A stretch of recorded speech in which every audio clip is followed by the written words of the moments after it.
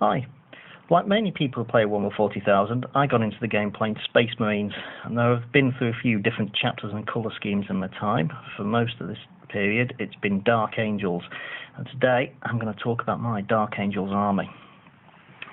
Start here with the Chapter Master and the Masters of the Chapter formation, complete with Command Squad. Further behind, I've got some spare captains, another command squad, and a Damocles command rhino. That's the Forge World kit with the Dark Angels doors and front plate added. Pull over, I've got the Master of the Deathwing, the Master of the Ravenwing on his jet bike, and also I've got Master of the Ravenwing on a land speeder. You'll notice that is not the current plastic kit, instead that's the previous metal kit with the components added on from the Master of the Ravenwing kit. And of course I have, to look after the moral purity of the men, chaplains, including the chaplain special character that is actually not in the current codex. Got one on a bike, Terminator armour, jump pack. Behind them, librarians. Again, so I've got different choices. I've got jump pack, I've got one in Terminator armour, and one on a bike. Now you can't get a librarian on a bike at the moment, so that has been converted using components from the Ravenwing sprue and a Space Marine bike. If getting a bit closer, a psychic hood made from plastic and wire. Now move over, and we come to the first company, Deathwing Terminators. You'll see down at the front, these are some of the older metal miniatures with newer plastic ones behind them. And there's 9 squads there.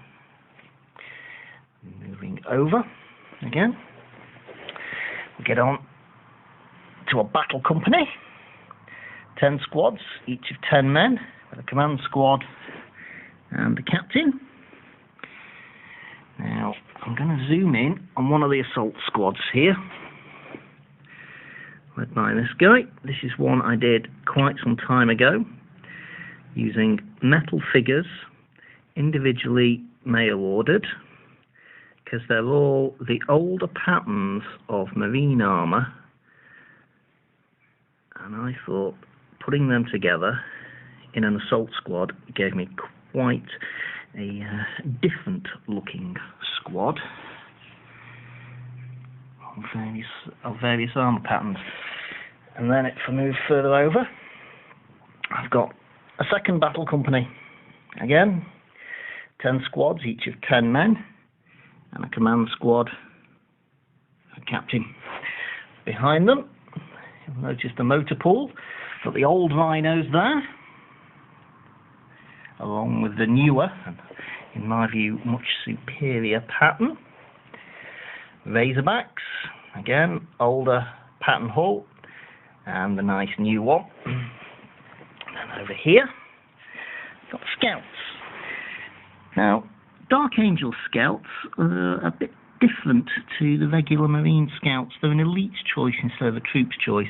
While the profile is slightly better, it means that they're competing against models like Dreadnoughts and Terminators, so I don't use them often.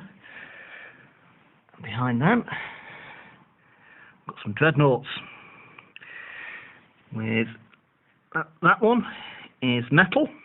This is that one, and that one. And we've got the plastic one from the Black Reach set. That's another plastic one from the Black Reach set, converted to be a Siege Dreadnought. And there's multi-part plastic kit with Forge World resin parts to be a Mortis Dreadnought with 2 twin-linked autocannons. And a bit further over, I've got some venerable Dreadnoughts. That's the original metal one, and that's the newer multi-part plastic one. And there is one of the original Dreadnought models from years ago. That was a las cannon, although since that's no longer an option, I just count it as a plasma cannon. And now, anyone who's familiar with my armies will know I like tanks. So here's the armour. The original Predator, which has had quite a number of different coats of paint on it.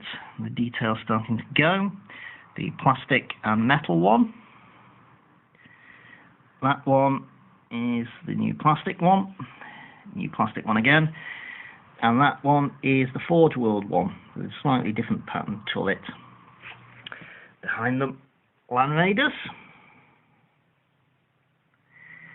Three of the regular ones.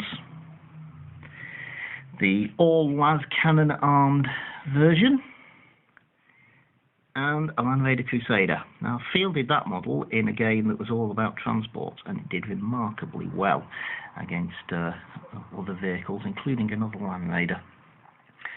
Now, on from the armour, we get to the artillery. Close support artillery in the form of Vindicators, of both the new plastic pattern and the older metal and plastic pattern. And behind them, Whirlwinds. You'll notice three of them aren't standard Games Workshop Whirlwinds. They took the Rhino hull that was available at the time and used the boxes from Hunter Killer Missiles. I did that because at the time I didn't like the Whirlwind kit. I thought that the missiles didn't look right on it. But the new kit, far better. So I went out and bought myself one. So I have that there. And the Land Raider Helios. And you'll notice that the Whirlwind launcher on the back of that doesn't look like the one you can get from Forge World. That's because all I did was take the standard Land Raider kit, and instead of one of the hatches, I left the hole, and that is just a turret from a Whirlwind. And a slight modification there, because it doesn't have heavy bolters. And we've seen the Deathwing, and now onto the Ravenwing, where I have got 4 full squads. And you'll notice in each case, again, the Land Speeder is not the current plastic one. That's because actually I don't like the current plastic one. I prefer the older metal one. However, I have discovered that by buying a new plastic one, and with some plastic card, I can build a version of the old one for myself. And then, in addition to those, I have got one of the original Space Marine Land Speeders from the old box set, where you got a Land Speeder, a mole mortar crewed by 2 of the species who shall not be named, and an Imperial Army Tarantula weapons platform.